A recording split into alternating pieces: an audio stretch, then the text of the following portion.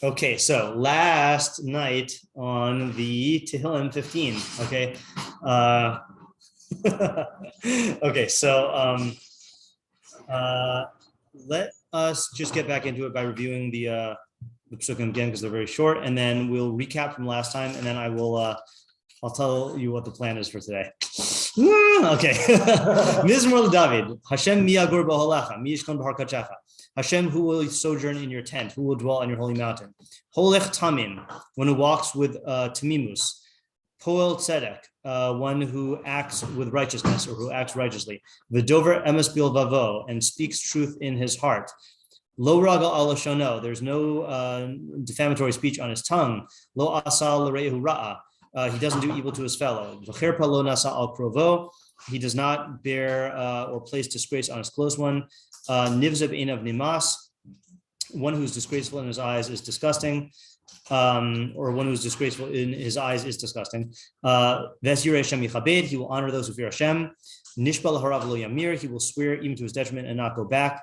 Lo kaspa lo nasan b'neshach, he does not give his money with interest. V'shochad lo al naki lo lakach, and he doesn't take a bribe for an innocent person. Ose ela lo yimot le'olam, one who does these will not falter forever.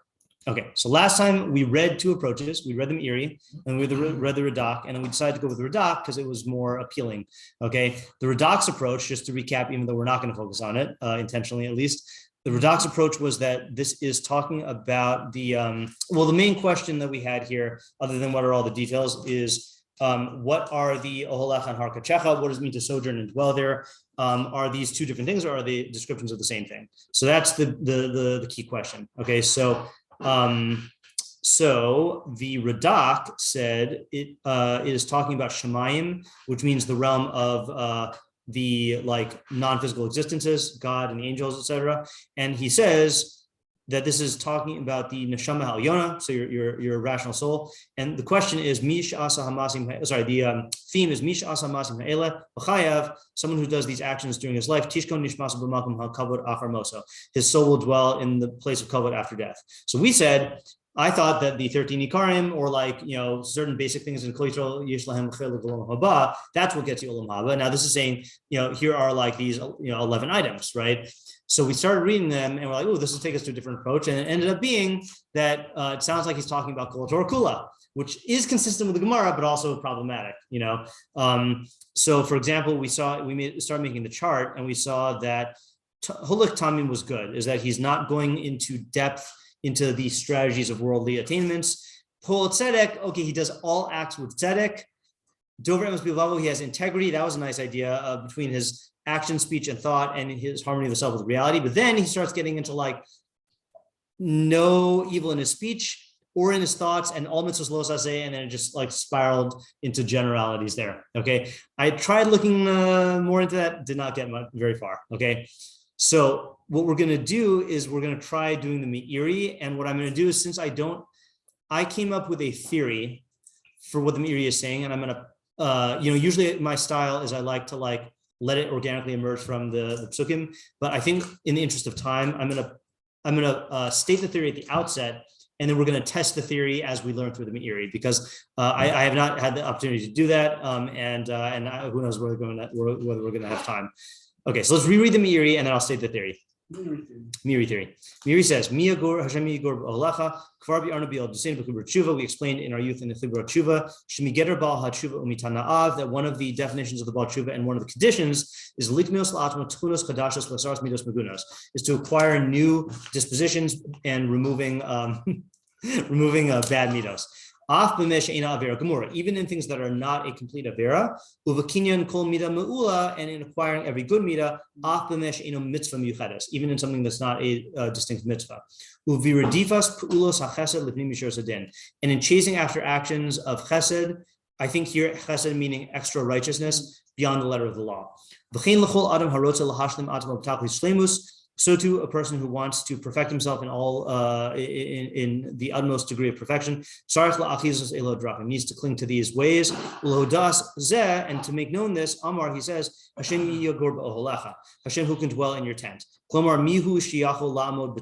can stand firm, who can sojourn in his tent, and dwell in his holy mountain. who clings to him and in his mechitza. Okay. Anyone want to speculate before I give my theory? Like, what is he going to say that this entire, what's your understanding of this? What does it seem like he holds the whole thing is about? What are these 11 going to be? What was that? So you could say it's Olam Haba because he does say it's in God's mechitza. Yeah, Dvekim, right. The only problem is that he is talking about Teshuvah. Yeah. So, and doing actions lifnim mishras hadin. So those are definitely things that you're doing in this world. And I know Radak's also going to say that, but he's also, Dvekus Bashem is a mitzvah to say that is in this world, right? And Udav Kabo is in this world, you know? And to me, and this is maybe like, you can say that I'm reading too much into this, but you know, the Meiri came after the other Rishonim, right? So he's read the Radak. So he could say it something to say like Chaye Olam or Neshama or Olam Haba or, you know, something to like clue us in on that. So the fact that he doesn't say that to me means that he's talking about Olam Hazeh. Yeah. Can you give like a 2-sentence summary on the Meiri? Because I think I just want to make sure I got it. So the key of the Meiri is that I don't know why he starts off with the tshuva thing, but he's saying that in order to be above tshuva, you need to get rid of bad midos and have good midos, and do things that are lifnim mishras hadin, which means not even things that are not averos you should avoid, and even things that are mitzvahs you should go beyond that and perfect yourself to the utmost. That is so interesting because I said you're here. I was also delaying. I was trying to delay. Okay, so I'm trying to go lifnim mishras hadin and catering to the to lateness on the last year. Yeah. Okay, so you know, one of the things that we discovered in the Gemara, and there's a point to this because I think you can help with this, is like we took the stance and we noticed that, you know, like the 613 mitzvahs, like the question is like what's unique about the 613 mitzvahs, and like all of a sudden you're going down to like 11, like right. What's that? It seems a little odd, right? So I think one of the things that we were saying was like each mitzvah has like a unique, I don't know, it has a unique, it's a unique law, you know, I say, also say, and like it's supposed to like help you, you know, further yourself and, you know, being in line with like the Torah system, right? Yeah. But that's doing actions and like following the law of the system. Yeah. But that doesn't necessarily cater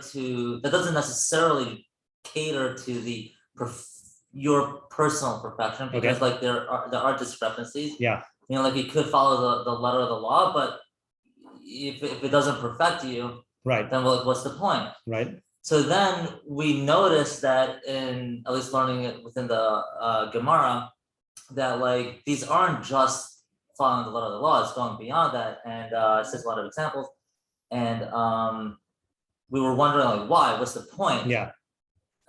So like we wanted to say that maybe like it's not enough to just have the letter of the law, but like if you're perfecting yourself and recognizing that there's something greater out there than just that, than like, the law, than the law, yeah. Like there's like a world outside of you, yeah, that's greater, and you're recognizing that, then like it's supposed it could like put you on a path to go to the extreme. Okay. Can I say what the Bible saying in much less words?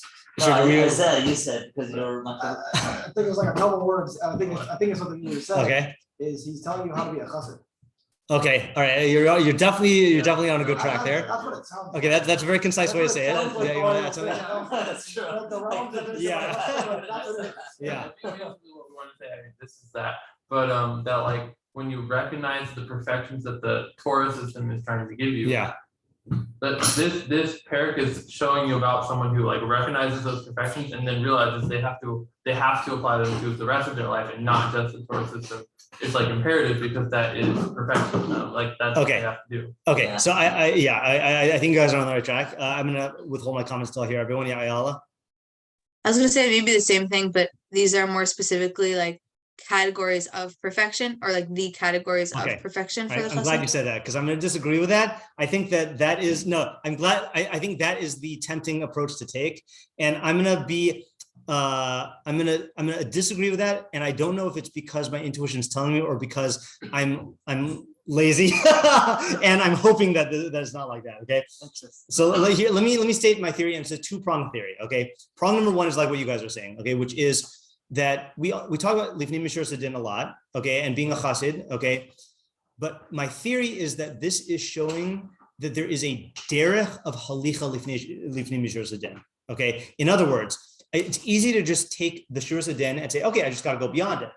But there's a way to operate in the realm of lifnei mishur sedin and how to relate to lifnei mishur sedin, because you could be lifnei mishur sedin and go really wrong, right? You can, like the example of that is like the Rambam in Hilchos Deos Perek Gimel, where he talks about all the extreme forms of asceticism, and say like, well, if I fasting is a vehicle of tshuva, so if I fast all the time, then God likes that, right? And the answer is no, that's bad for you, right? Or there's the Gemara of all the bad kinds of prushim, that there is such a thing as a good parush, but then there's 7 bad prushim, it's like the guy, the guy who like walks around and wants to avoid looking at women so much that he bangs into things and gets hurt, so like it's Gemara and Sota. Okay, so there's a lot of bad ways to go lifnei mishur sedin. So there's a derech, and this is showing the derech. That's prong number one. Prong number two, and this is what's disagreeing with Ayala, is I think because I was prejudiced by that Gemara in Makos 39b. That's easy to remember because in Makos, because 39, yeah. I think it's 29. I think it's 23. 29.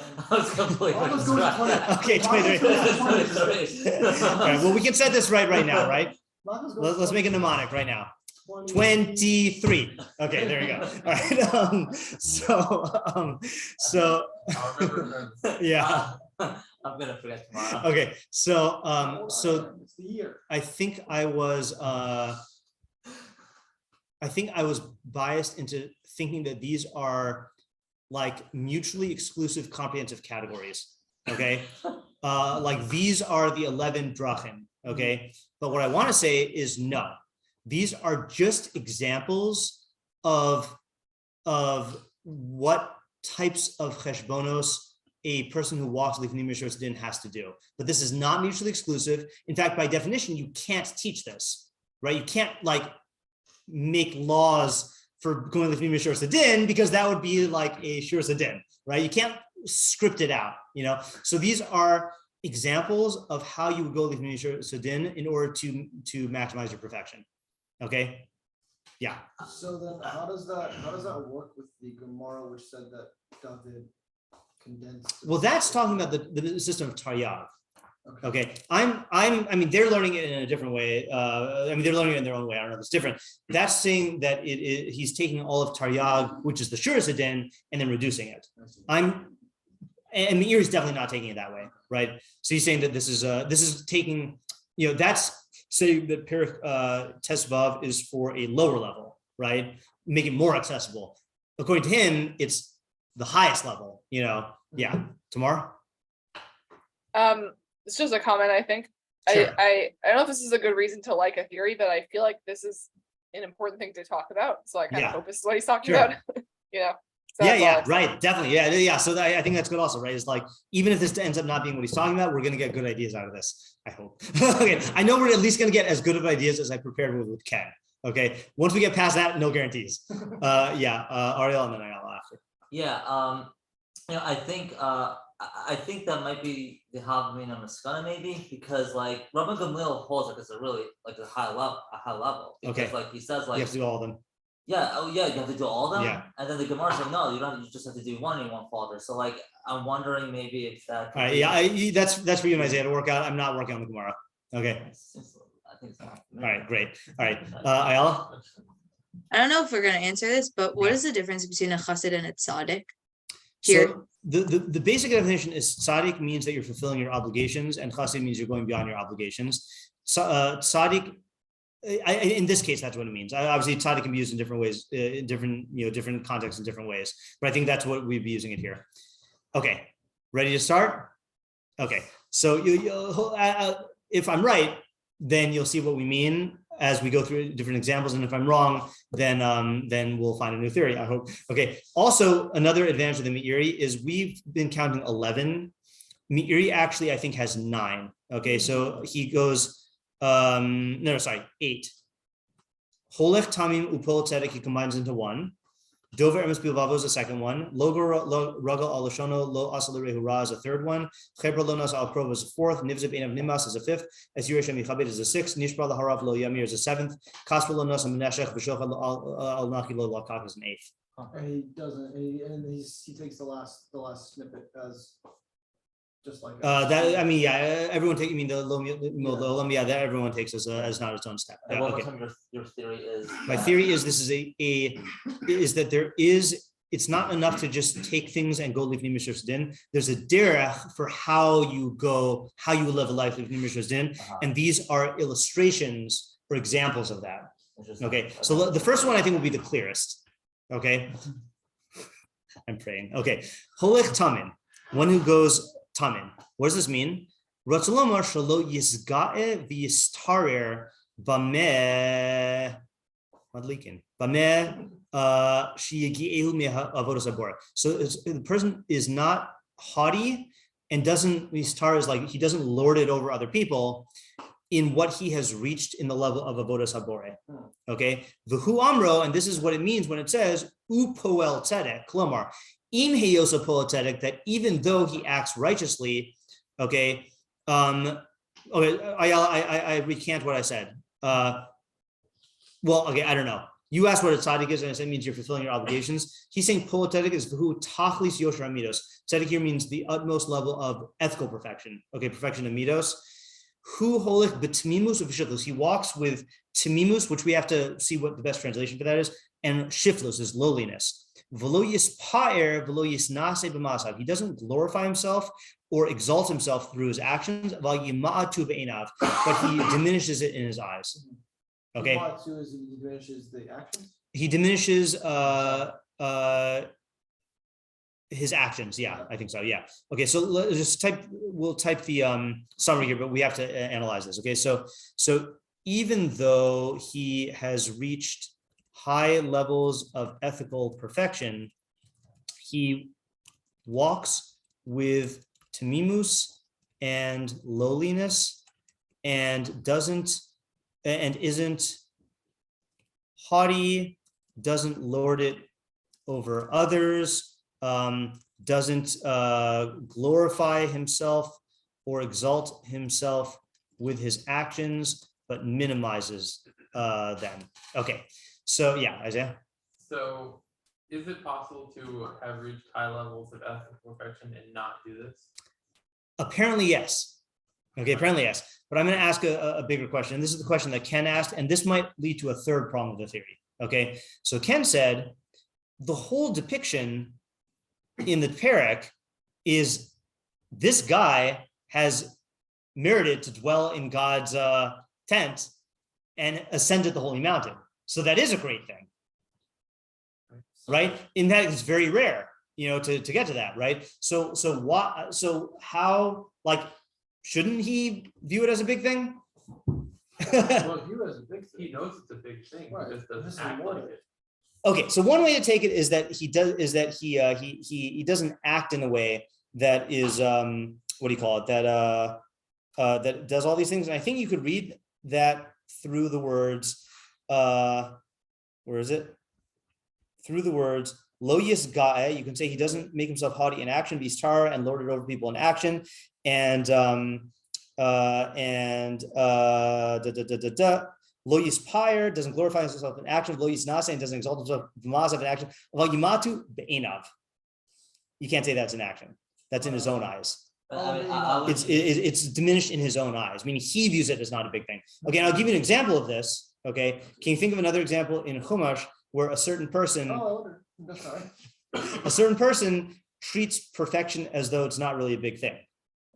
Moshe, where? When he says, right. What does Hashem, your God, ask of you, right? And he says, actually, let's just quote this. I always forget the next word. Yeah, well, it's a lot of words. I just know that it's like, just do everything. Yeah, Sholem imach. We'll quote it and then we'll quote the Chazal on it. Just do this for, just do it. Walk in his ways and do his commandments. And all that stuff. Yeah. Yep. That's like, it's funny. I was talking about I was talking with Johnny about his methodology video, and he was saying how it is. He said, our Rebbeim, we've asked our Rebbeim methodology. Well, it goes in waves in yeshiva. I don't know where the wave is right now, but it goes in waves of like times when everyone is just peppering our Rebbeim with methodology questions, and then times when people are just like not even like overtly interested in methodology, like in terms of asking. So it goes in waves. So Johnny said there was one wave where like it was actually, I think, my last year of yeshiva and like into his second year of yeshiva or whatever it was, third year of yeshiva, and people were asking like Rebbe methodology question, like Rebbe, like how do you think, and how do you like come up with svaras? It was kind of like Sean's question on Friday, and someone asked Rebbe, how did you like develop the derech? And so Johnny said, Rebbe said something like, well, I just like worked really hard and like thought about everything, like thought about what I was learning and like that's it, and so it's like when you're in that perspective. So let's read Moshe Rabbeinu's version of that. Devarim 10:12. The Ata Yisrael, now Israel. What does Hashem your God ask of you? Kim, just only liyiras Hashem elokecha, fear him, walk in all of his ways, so love him, and serve him, and all your soul, lishmor as mitzvahs Hashem, right? Keep the mitzvahs Hashem and his chukim that I command you today for your good. That's it. Just one thing. Okay, right? Yeah. So, and then Chazal say, I'm sure the Torah brings this down. Yeah, in Brachos Lamed Gimel Amud Beis, Atu Yershmai Milsa Zutrosahi. Is this a small matter? Is Yershmai a small matter? So the answer yes. Lagavi Moshe Milsa Zutrosahi.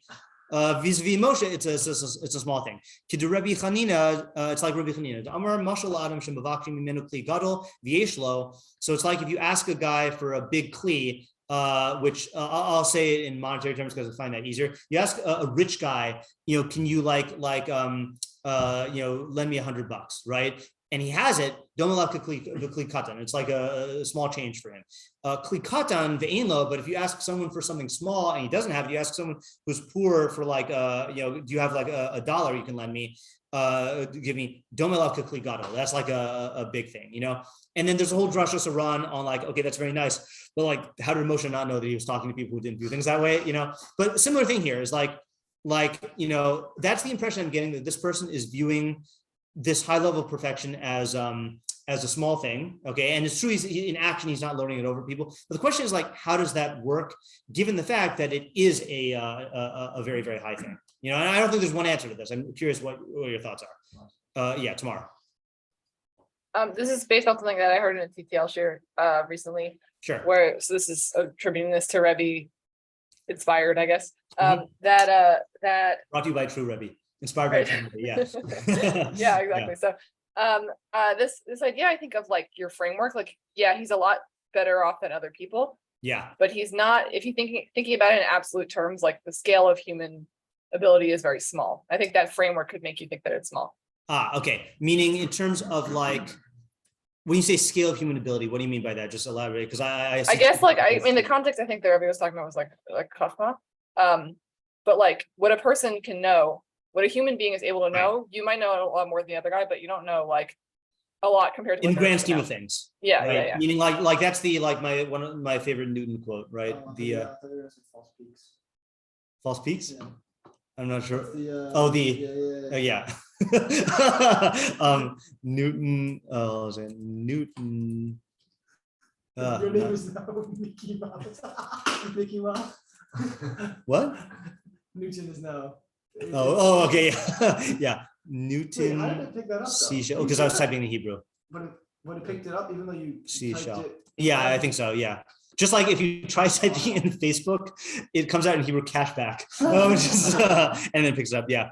Newton said, this is good. Yeah.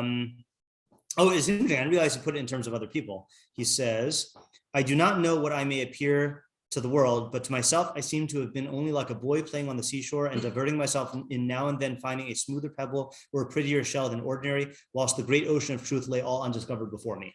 Right. So like to the person who hasn't learned physics, he's like, okay, yeah, physics, like I could know that. And then to Newton, who is like at the threshold of physics, he's like, I barely know anything, Tamar, is that like what you're saying, that for perfection, like that this person, this person has attained perfection, but because he's attained perfection, like to a greater extent than other people, he sees how much more there is to go. Yeah. Okay, let's go this way, Isaiah. Then this is very similar, but he has Hashem as a thing to compare himself to, and he knows that he's infinitely removed from Hashem. Right. And like compared to Hashem, he's right. So you can see the gap, the distance. Right. Yeah. Okay. That's also true. Right. So that would be in terms of closeness to Hashem. Yeah. Okay. That's good. Yeah. Fine. Yeah. I think also like someone who is at that level. A plant doesn't pat itself on its back. Okay. Large. That was my answer. It's not just going to be like, look at me. I'm actualizing my potential and I'm doing what I'm supposed to be doing. How great am I? Okay. Like, no, I'm just flourishing as a human being. Okay. So let me. Are you going to remember your idea, or are you? Sorry, is this a new idea, or you want to add to something that's been said? Because that's a new idea. More of a question. Okay. On this, meaning like, why? Okay, but is there a difference between being haughty versus like, look, I want this for other people? And look, I have it, and you could also have it. Is there like a different? Is that haughtiness, or is that meaning is that minimize? Is it not minimizing if you do that? Like, why wouldn't you want to like encourage people? So this is not preventing him from encouraging people to do this, but you can do both. You can say that this is the true good, but like not be haughty about it. Meaning, even if you said, look, I have it and I did the true good and I got it, right? So can you? That's not being haughty. I don't think that's being haughty. Yeah. Okay, so let me just keep tabs on things here. Okay, so we have two answers so far. Okay, we have in the grand scheme of things, he's accomplished very little. Okay, and that will cause him to see it, to minimize it in his eyes. Hold on. Now I'm thinking of another Gemara that might support that. Okay, no, I'm gonna hold off on that Gemara for now. Okay. I mean, like, the whole idea of like Yiras Hashem, the Rambam's framework kind of thing. Yeah. Kind of is similar to that in a sense. Of like realizing how small. Yeah, like you when you think about everything, and then you're like, I'm tiny, and then it's like right. That's true. Okay, so that's one answer of this, how far you've gotten. Okay, second answer is what Chaim's saying, which is if you're a plant and you're getting water, then congratulations. Okay, so that's like this Mishnah in Perkei Avos 2:8. Okay, Rabbi Yochanan ben Zakkai kibel mehillel mishamai hu haya omer im lamadas Torah harbe al tachzik tov la'aspacha ki lekach notarta. If you've learned a lot of Torah, don't like take a lot of like credit for yourself, because that's what you're created to do, right? Rabbi Yonah says there. A dayan, is this where he says it? He says, "Ki l'kach notzarta HaKadosh Baruch Hu lo himtiacha yesh me'ayin rak lasos ritzono."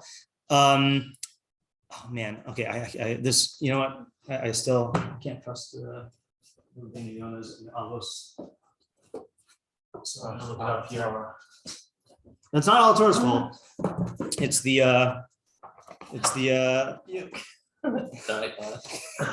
Well, I've said this many times. Is all HaTorah has many better girsas than other people, and many girsas you need, it doesn't have the best ones, and you need to know where to look. And Rabbi Yonah is not the best, but I doubt, and I'm going to say this unfoundedly, someone's going to fact check me. I doubt there's a better one on online. I'll just say that, and that's code word for something. Okay. Okay. I don't use that anymore. I don't even know what you're talking about. Okay.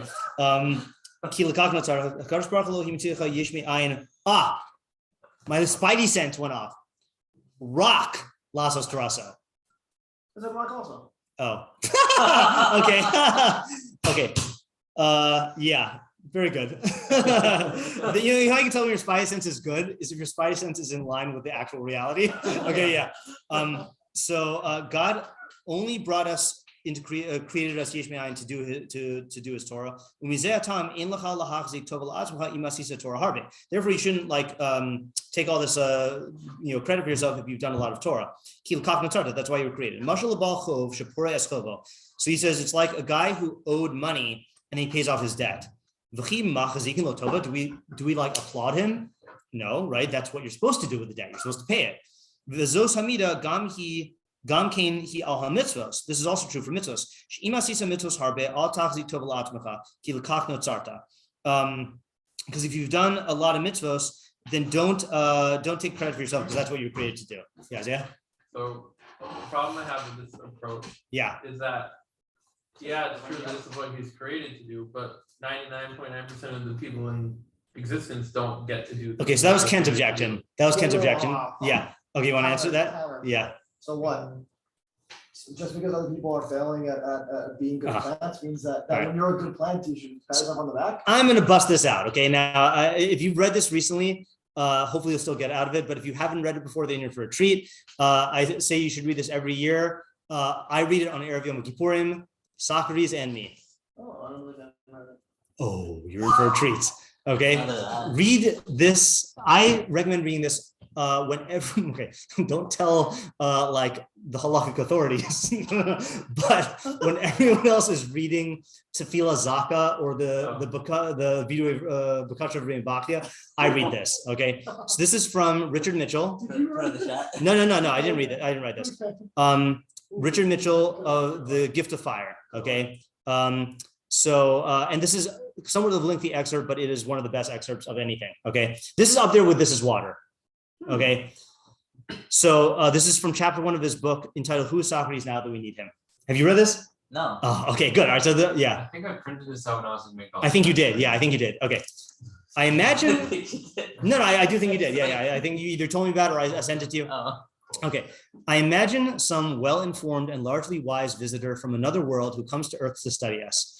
He begins by choosing two people at random, and since time and place are of no importance to him, but only the single fact of humanity, he chooses Socrates and me, leaving aside for the moment every other human being. He begins with an understanding of the single but tremendous attribute that distinguishes us both from all other creatures of Earth. We are capable of reason. Capable. We can know ourselves, unlike the foxes and the oaks, and we can know that we know ourselves. He knows that while we have appetites and urges just like all other creatures, we have the astonishing power of seeing them not simply as the necessary attributes of what we are, but as separate from us in a strange way, so that we can hold them at an arm's length, turning them this way and that, and make judgment of them, and even put them aside, saying, yes, that is me in a way, but when I choose, it is just a thing, not truly me, but only mine. Meaning your emotions are not who you are, they're something that you have, okay? He sees, in short, what human means in human beings. Okay, so good job for the alien. Okay. And then he considers the specimens he has chosen, Socrates and me. He measures that degree to which they conform to what human means in human beings. With those superior extraterrestrial powers that imagination grants him, he will easily discover. Now, here's a list of the comparison between Socrates and me. Okay. Now, by the way, this is Richard Mitchell, who is a teacher. Okay. Just that's background information. He will discover, one, that I have notions, certain sayings in my mind that flatly contradict one another. Believing, for instance, that I can choose for myself the path of my life while blaming other people for the difficulty of that path. With Socrates, this is not the case. Two, that my mind is full of ideas that are truly nothing more than words, and that as to the meaning of the words, I have no clear and constant idea, behaving today as though justice were one thing and tomorrow as though it were another. That while wanting to be happy and good, I have no clear ideas by which I might distinguish or might even want to distinguish happiness from pleasure and goodness from social acceptability. With Socrates, this is not the case. That I usually believe what I believe, not because I have tested it and found it coherent and consistent and harmonious with evidence, but because it is also believed by the right people like me, and because it pleases me. And that furthermore, I live and act and speak as though my believing were no different than from my knowing. With Socrates, this is not the case. That I put myself forth as one who can direct and govern the minds, the inner lives of others, that in fact, I make my living as one who can do that, but that my own actions are governed more often than not by desire or whim. With Socrates, this is not the case. That I seem to have a great need for things and think myself somehow treated unjustly by an insufficiency of them.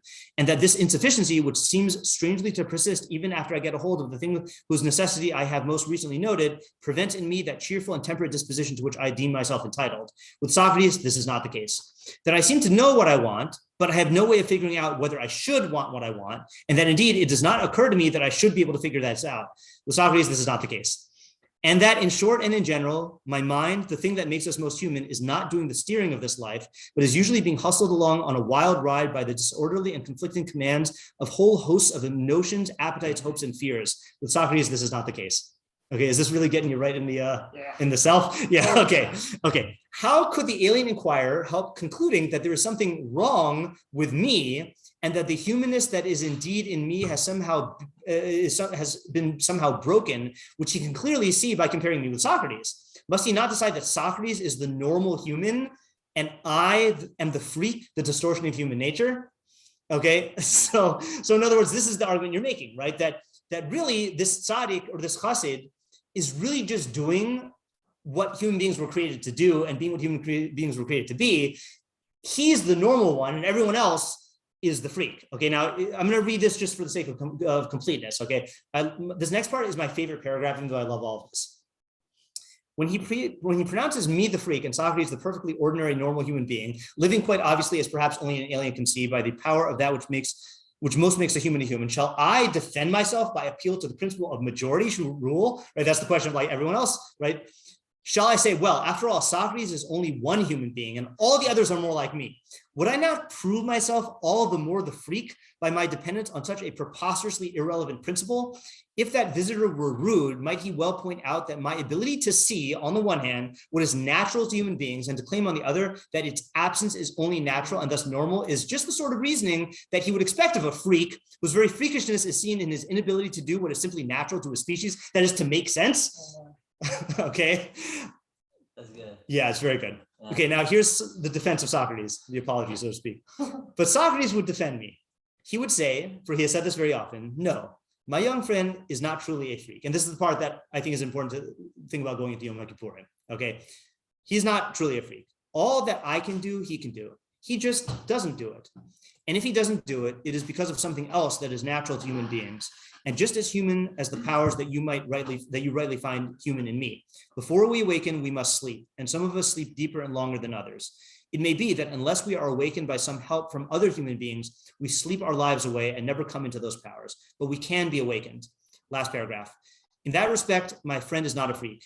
He might better be thought a sleepwalker, moving about in the world and getting all sorts of things done, often on time and sometimes very effectively indeed. But the very power of routine habit by which he can, I can never read this sentence, but the very power of routine habit by which he can do all that has become the only government that he knows. Ayala, that's a garden path sentence. And the voices of his desires are loud. He is just not now in a condition to give his full attention to any meaning that might be found in all that he does, or to consider carefully how to distinguish between the better and the worse.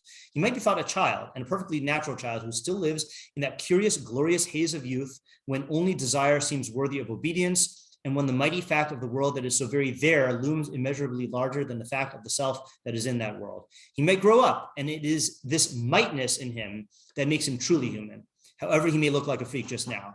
From time to time, we are all just such freaks and mindless, for mindlessness is the great background of noise out of which some few certain sounds can be brought forth and harmonized as music. I love this. It's just so well written, so well expressed, so poetic. So I think this is the idea you're saying, the first half of the idea you're saying, which is that really the person who is Socrates will not take credit because he's like, I'm just like being a normal human, you know? And the fact that so many other people like miss the mark, I mean, first of all, it's a result of Bechira, and like it doesn't diminish that fact. Okay. Now, does that answer your question? Which one? The question of like so many people don't do it, and like this guy is doing something that like in terms of like, you know, few people have accomplished this. Well, I guess you're saying all those people could do it. Right. It's not particularly different from that. So all those people could do it. That's true, but we got to keep our eye on the ball here, right? Which is we're trying to say why this guy is not haughty. I think that's the key to answering it. Oh, I was gonna say that in the subjective sense, he definitely is like, he definitely is lofty and greater than right. Meaning and great even. Right. I mean, because even though in the objective sense he's just fulfilling his natural duty. Yeah. But the fact that he's thriving, and while most people don't, then there's something I guess in the subjective that he is uplifted. I don't know if I can say it. Right, but so the question is, why doesn't he take pride in that? In being greater than everyone else in that sense. It's simple because to him it's just normal. Well, that and also that's just because it's normally nothing expensive of it. Okay. I think that's correct. That's the okay. Probably lucky, like. Okay. That's my third answer. Right. Like he could have had the impediment to stopping his development that everyone else has. He just part of it is that he didn't get certain. Okay. So let me comment on that answer. We have a lot of ideas on the table right now, so I'll round them up at the end. My other answer is the and I sorry Ayala that I'm delaying your original point for so long. I hope you remember it. This is another thing in Devarim also in Akev. Is it in where's the Koki Votim Yadi? Is it in 8 or 9? It is in 8. Pentocha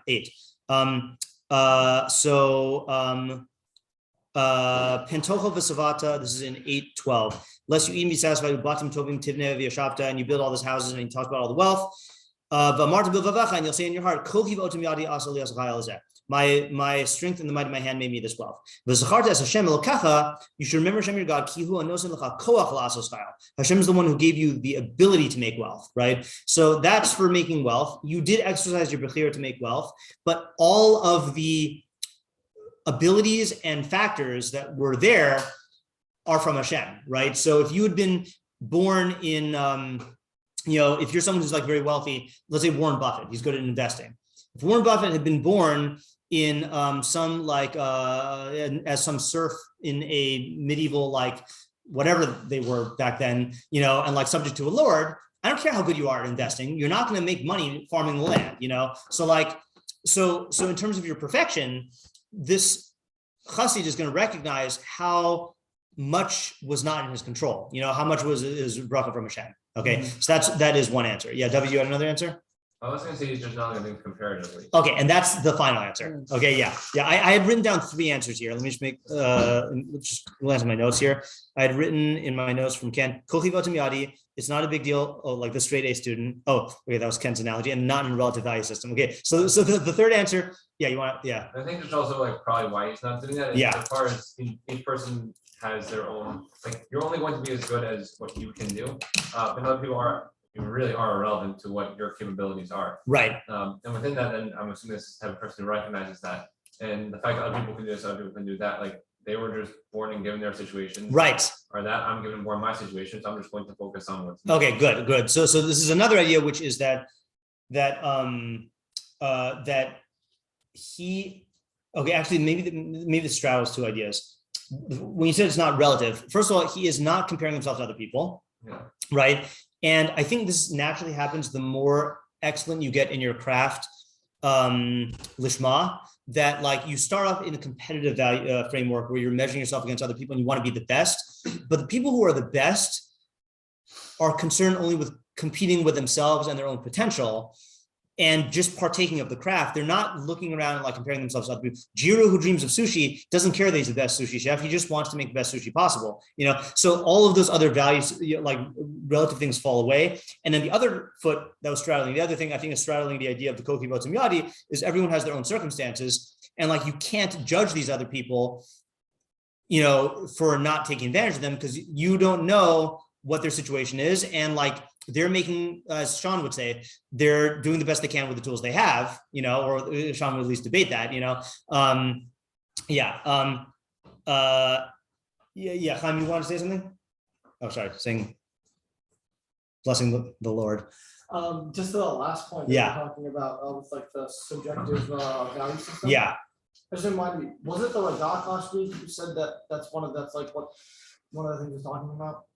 Or is that something else that came I don't recall in the Radak. It's possible. Or was something that came up in a different chair. That like someone doesn't get like, we're talking about someone who doesn't like not going into the depths in the strategy. Right, like competing with other people, right? Because it's not in that value. Yeah, it's true. Yeah, right. That does align with that. Yeah, that is cool. Yeah.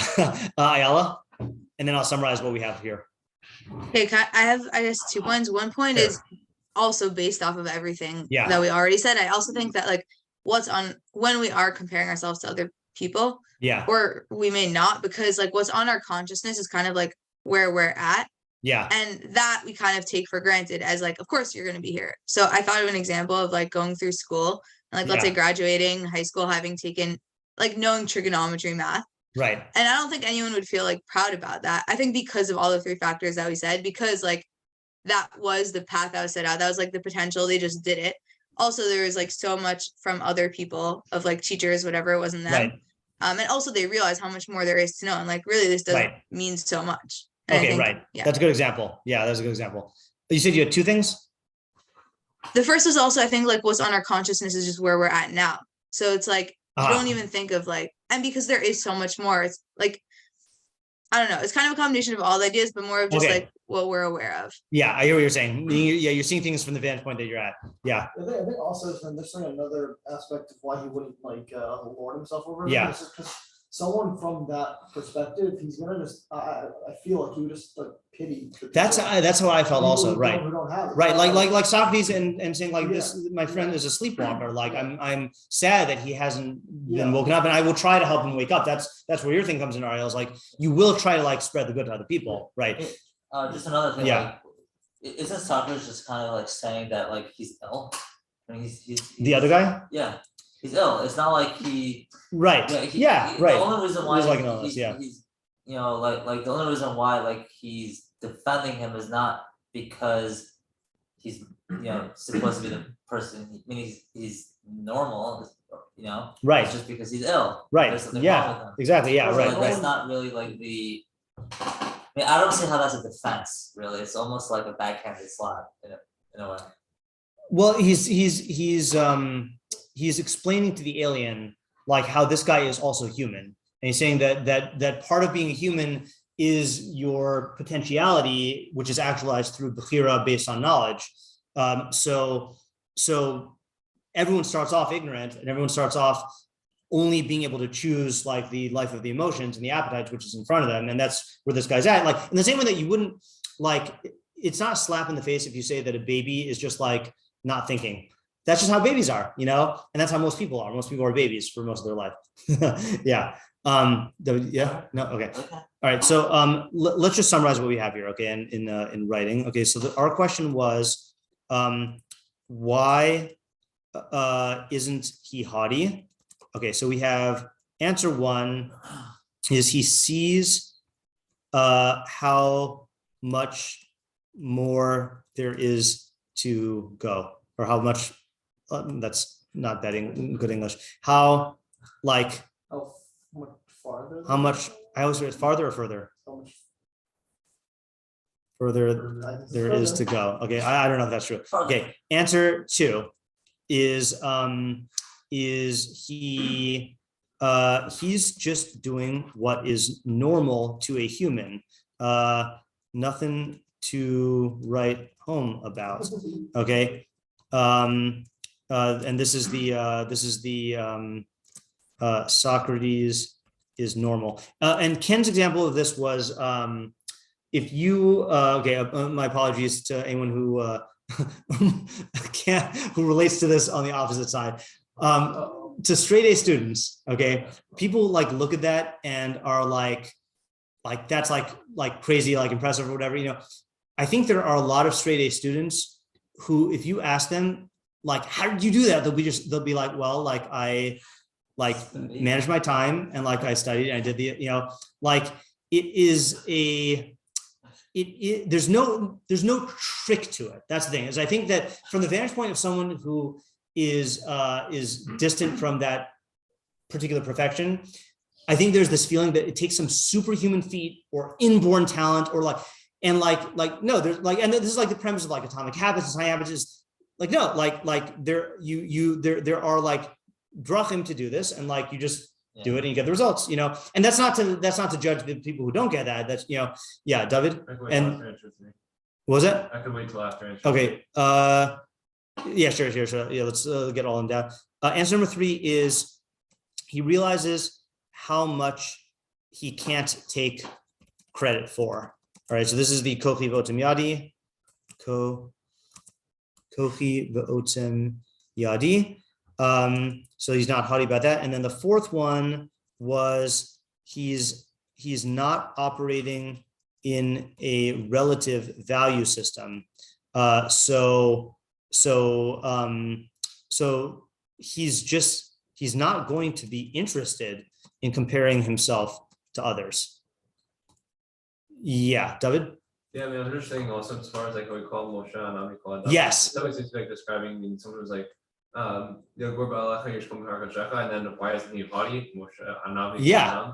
And definitely as far as like Moshe, the shot of that, like he understood himself for being himself more than anybody understands himself. Himself. He's like within that, I think it's moving into this. Right. Okay, good. Yeah, I think that's a good example of that. I mean, not that I need to say that Moshe is a good example, but like, yeah. Okay. So now let's go back to, Ayala. Just another tie-in from, I think, last Tehilim, or the last perek in Tehilim that we learned about, like, on the journey of when you're feeling down, of you kind of just has to like check into the system again. Yeah. And it's really like not such a big action. That's what he's kind of describing here also. Yeah, right. Yeah. You can almost sympathize with Moshe. Yeah, just fear God. And yeah. Okay, so now to tie this back into my theory. Okay. So again, my theory about the perek is that this is showing you that it's not so simple that you just go lifnei mishur zadin. There's a derech of halich lifnei mishur zadin. What is one hallmark of that derech is that you're not haughty about it. So if you find yourself, now this is where it becomes practical. If you find yourself doing something lifnei mishur zadin, and you're feeling gaiva about it, then you're doing lifnei mishur zadin the wrong way.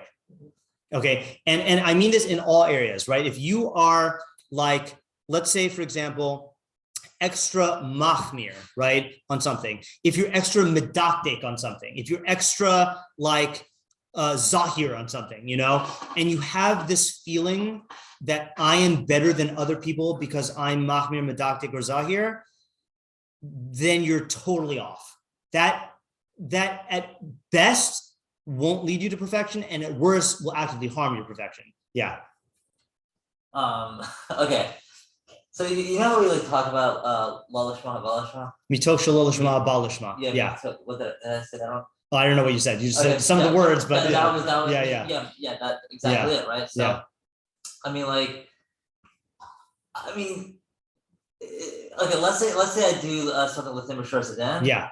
Like, all right, in the beginning, I'm haughty about it, but like, the more I do it, hopefully, eventually, it'll maybe, so maybe, and so, I mean, does it?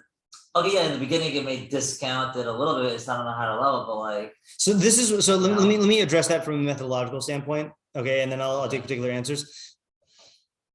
Just like in Mishlei, when you get one idea, you don't just take that idea and then like. What's the phrase? The saying of like when you are holding a hammer, then everything is a nail, or was it something like that? The man with the hammer. The man with the hammer, everything is a nail. So I feel like with Mishlei that happens a lot. Like someone takes a pesukim in Mishlei, you get the idea, and they're like, well, like either I'm gonna apply it here, or like what, like this is a problem if we apply it here.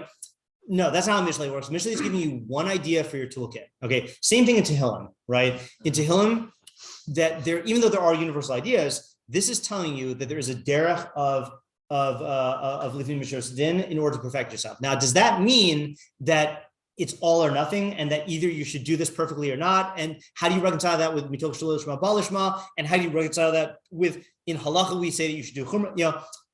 That's not what he's addressing. Like that, you have to learn other stuff. But he is setting out for you what the ideal is. And like I mentioned, like there are cases where, let's say, for example, there are cases where the guy who is, avoiding like, a certain temptation is praised because it's kedusha. And then there's the case where the guy's avoiding a certain temptation and he's condemned for being holier than thou, or he's condemned for being an ascetic, So each thing needs to be looked into on its own.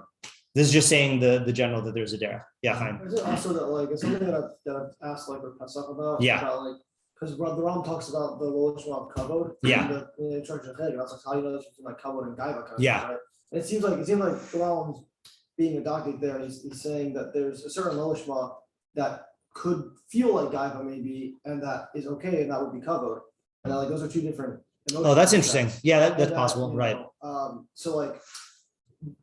It seems like even like feeling gaiva, even as a quote unquote lowishma wouldn't even be a good lowishma. Right. Yeah. Right. Yeah. Like another example of that is like we say that if you're lomid lakanter, right? If you're lomid to break people down, then that is then better if you were never born. Even though we say at the same time mitoch shalolishma balishma. David. No. Okay. Let's do one more example. I know. Okay. My main goal was to take everything that Ken and I prepared and milk it for all it's worth, you know. But also just to show you, I think this is the derech that will to learn this. But in order for it to be the derech, we need one more example. Okay. In the summer, like maybe on like a Tuesday from like 2 to 3. Don't tempt me, Frodo. No, I don't think I can continue in the summer with this.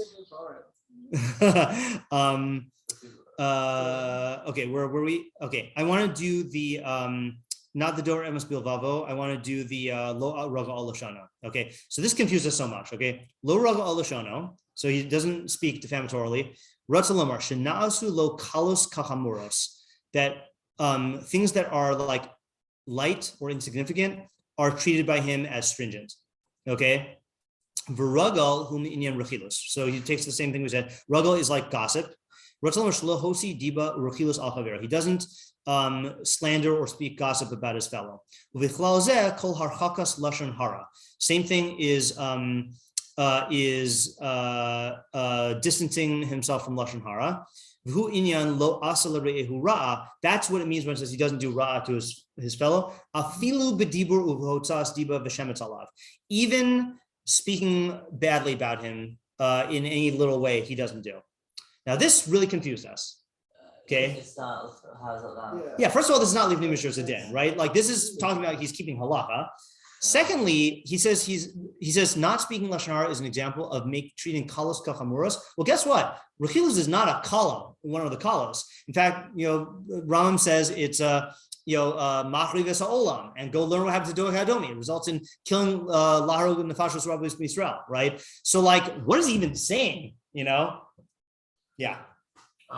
This is just a short thing, but is it possible to say when he said the introductory sentence? Maybe he moved into a different point, and then the introductory sentence applies to the lo asa l'rehu ra section of things.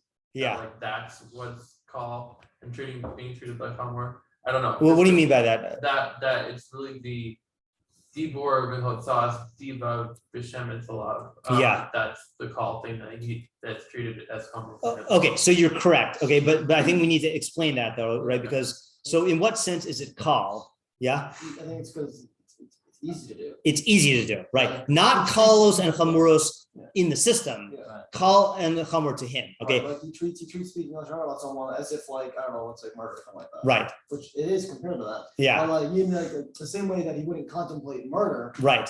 He wouldn't contemplate. Okay, so I'm going to give you Ken's example, which was very good. Is like, let's say you have a guy who's going to the Mishur Sedin, okay, and he's really makpid on checking his tzitzis to make sure that they're like all correct, So here's the thing. That is that's great.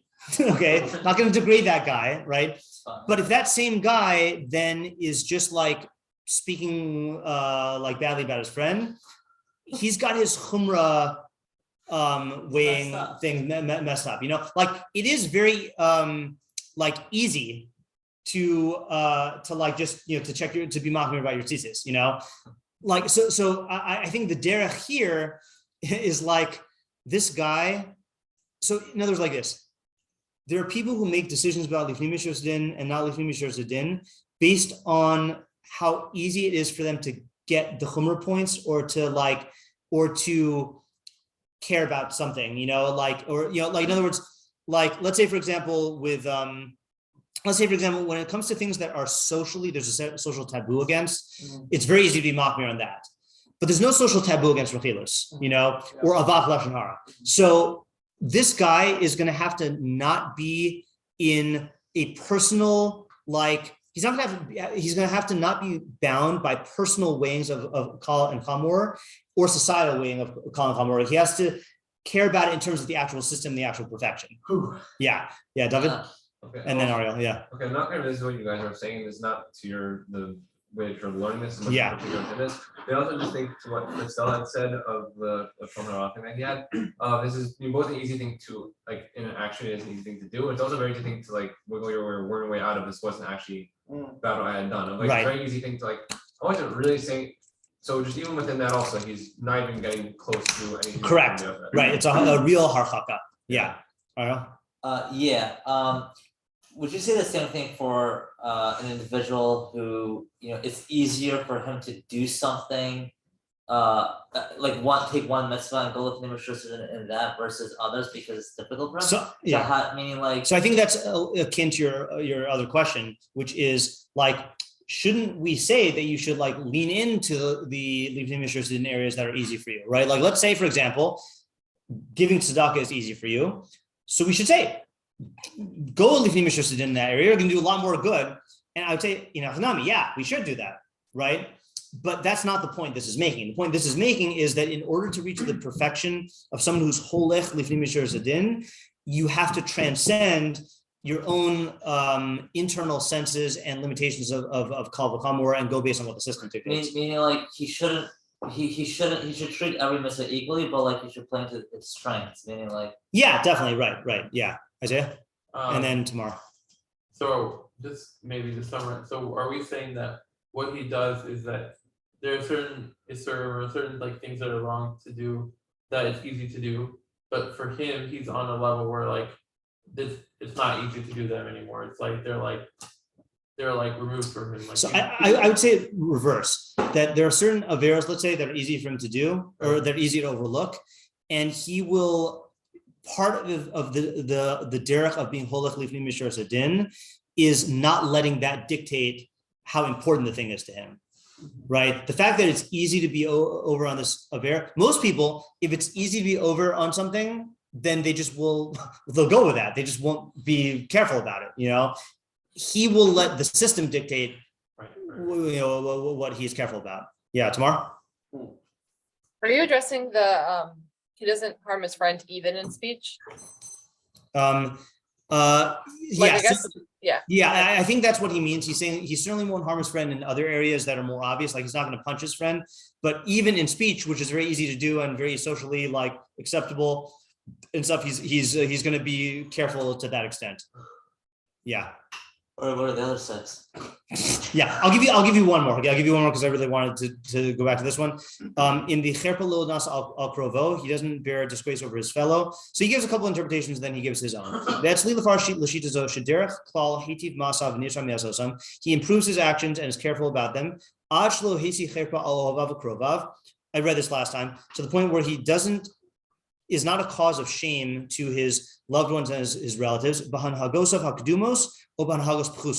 In his prior behaviors or his earlier developmentally earlier behaviors and his like degrading behaviors. Like Chazal say,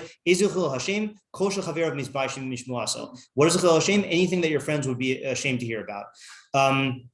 Yeah. So V'chein Amru Sha'alu l'Shlomo Ezihu ben Olam Haba. They also asked Shlomo, who is someone who gets Olam Haba? Koshu neged zakanav kavod. Anyone who maintains his kavod in front of the zakanim. Kolomar shehim miskabdim bo, meaning that they are honored through him. Okay. So what is this talking about? So the Rambam has the whole thing about Chil Hashem, about how it can be a Chil Hashem even if it's not an actual avera. Right? That anything that people are upset about you for, like even if it's totally mutter, that could be a chil Hashem, all in accordance with your level of how much of a chacham and a chassid you are. Okay, so it's proportional. So like the stain? Yeah, like the stain on a garment, right? It could be a chil Hashem for someone who's like has a reputation of being a talmid chacham, right? So what does that mean? So what this shows is kind of a good pairing with the last one, because this shows that even in areas that are not in the system at all, chil Hashem doesn't care about like whether the thing is real. It cares about whether the name is desecrated. Okay, you are a representative of the Shem Hashem and of Torah. So if you do something and it's going to cause that Am Haaretz to like look at you and say, well, that's what Torah does to you, like that's what, like this guy's a Talmud Chacham and that's how he acts, you are being Machal Shem Shemayim. So what this shows is he's sensitive enough to that that is on his radar. And there's two realms of caution. One is the high realm, which is the Zakanim. In other words, would you do this in front of Rav Pesach? If Rav Pesach heard that you did this, like, then how would you feel? Okay. And then there's your friends and your family. Your friends and your family are willing to cut you a lot of slack, right? But if your friends and family heard that you did something and they'd be embarrassed of it, that's another like sign that you're you're not chayev to take into account every single person in the world. That's impossible, right? Like you're not, like some people like don't like the fact that there are Chinese Jews. I don't have to go and like not be a Jew because that guy's going to think that it's somehow like a problem that some guy infiltrated our nation, you know, like I don't have to worry about that guy's neurosis, you know, but yeah, I mean, yeah, people don't like that. I one time, yeah, or whatever. You're gonna say now, come on. No. Let's just say that there are racists in our community, you know, it's so yeah. No, it's okay. So this shows that, so this is another thing, right? That there are people who are lifnei mishur sadin, and they will be makpid on the system. But when it comes to things that are outside of the system, they'll be like, oh, I don't care about that. Like that's just like Amaritz, you know? No, if you care about the system, you have to care about Kiddush Shem and Chil Hashem, and that factors in what idiots think if you're desecrating the name, you know? So let me summarize now, okay? This is what the theory is, again, is that it's not enough to just say, I'm going to be lifnei mishur sadin, I'm just going to do it blindly. You know, I'm just going to take the shiur sadin and go one step further. There's a derech. You have to relate to the shiur sadin without gaiva, and you have to relate to it without gaiva because you understand all the reasons why you shouldn't be haughty about this. You have to relate to lifnei mishur sadin in terms of not according to your own personal convenience, but according to the kalos and chamuros in the system itself. You have to relate to lifnei mishur sadin not just because of the system, but because of how people will regard the system based on your behavior. You know, so and there are others. And that is say ulamad, go and like zil gemor, you know, go and like learn that because Ken and I didn't finish, okay. But that's the derech. So I have convinced myself that I think this is a good approach. Okay, I think at least for these, this is a good approach. And like Tamar said, like at least we got good ideas, even if it doesn't play out. Okay, so I'm happy that we got those good ideas. Okay. So will you? I mean, if you do it with Ken, will you just have a summary around the? No, I'm not going to make promises like that, and I'm not planning on continuing this with you. You don't have to make a promise. Yeah, I'll do what I'll do. Yeah. Al? Are you able to share the link for the Socrates and Me article? Yes, I will. Just put it in your chat. I'll put it in. Well, not everyone's in my chat. No, your thingy. Your. No, that's not what that's for. Yeah, no, I'll share it. In both my chat and the women's chat. Yeah. Okay. Thank you for coming to Wednesday Night Shiur this year. It was a good. I gained a lot from it, and looking forward to more levels up next year. Yeah. Okay.